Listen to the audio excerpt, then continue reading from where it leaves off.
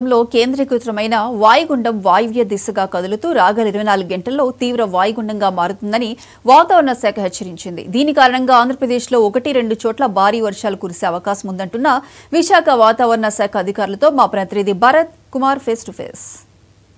అల్పపీడనంగా మారి ఉత్తర కోస్తాతో పాటుగా దక్షిణ కోస్తాలో భారీ నుంచి అతి భారీ వర్షాలు పడే అవకాశం ఉందని వాతావరణ శాఖ అధికారులు హెచ్చరికలు జారీ చేశారు. దీనికి సంబంధించినంత వరకు వాతావరణ శాఖ అధికారి మనతో ఉన్నారు. ఆయన అడిగి తెలుసుకునే ప్రయత్నం అయితే చేద్దాం. సార్, అల్పపీడనంగా మారే అవకాశం ఉంది వాయుగుండం. ఎప్పుడులోగా ఇది అల్పపీడనం అవుతుంది? ఏ ఏ ప్రాంతాల్లో భారీ వర్షాలు పడే అవకాశం ఉండబోతా ఉంది సార్?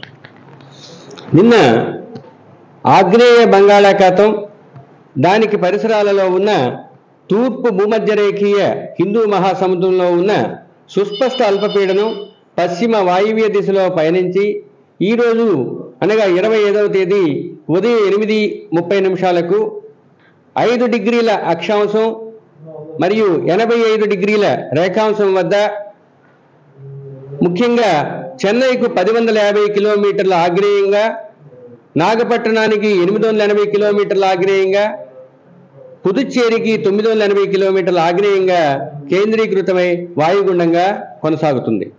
ఈ వాయుగుండం వాయువ్య దిశలో పయనించి తీవ్ర వాయుగుండంగా పరిణామం చెందే అవకాశం ఉంది.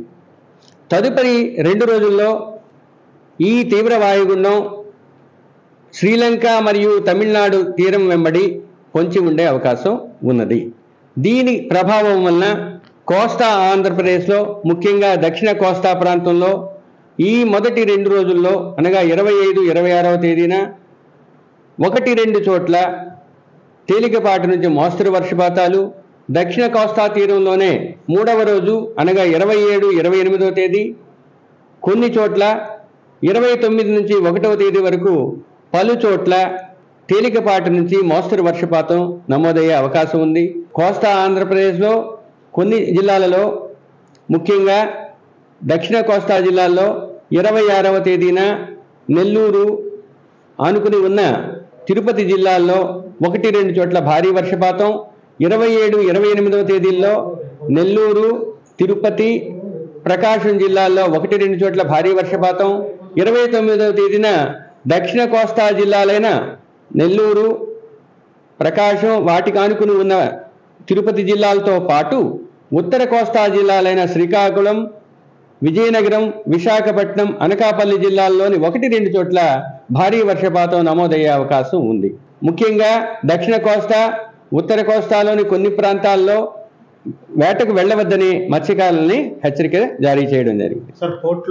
26వ తేదీన 35 నుంచి 45, గరిష్టంగా 55 కిలోమీటర్లు దక్షిణ కోస్తా ప్రాంతంలో ఉండే అవకాశం ఉంది. 27, 28న దక్షిణ కోస్తా ప్రాంతంలో 55 నుంచి 65, గరిష్టంగా 75 కిలోమీటర్ల వేగంతో గాలులు వీచే అవకాశం ఉంది. 27, 28 ఉత్తర కోస్తా ప్రాంతంలో 35 నుంచి 45, గరిష్టంగా 55 కిలోమీటర్ల వరకు గాలులు వీచే అవకాశం ఉంది. అన్ని ఓడరేవుల్లో 1వ నంబర్ ప్రమాద హెచ్చరిక లేదా డిస్టెంట్ కాషనరీ సిగ్నల్ నంబర్ 1ని ఎగరవేయడం జరిగింది. తదనుగుణంగా పోర్టులు కూడా సరైన చర్యలు తీసుకోవాల్సి ఉంటుంది.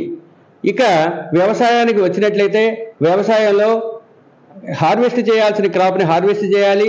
తర్వాత డ్రైన్ వాటర్ ఎక్కువ ఉన్నట్టయితే వాటిని తోడి ఆ మొక్కలను రక్షించాలి. విశాఖలో ముఖ్యంగా ఉందని మీ మీడియా ద్వారా తెలిసింది కాబట్టి ఆయా ప్రాంతాల్లో కావలసిన జాగ్రత్తలు తీసుకోవాల్సిందిగా అడ్మినిస్ట్రేషన్కి ఆల్రెడీ తెలియజేయడం జరిగింది. ముఖ్యంగా 29వ తేదీన విశాఖపట్నంలో చుట్టుప్రక్కల 1-2 చోట్ల భారీ వర్షపాతం కూడా పడే అవకాశం ఉంది. ఎక్కువ చోట్ల తేలికపాటి నుంచి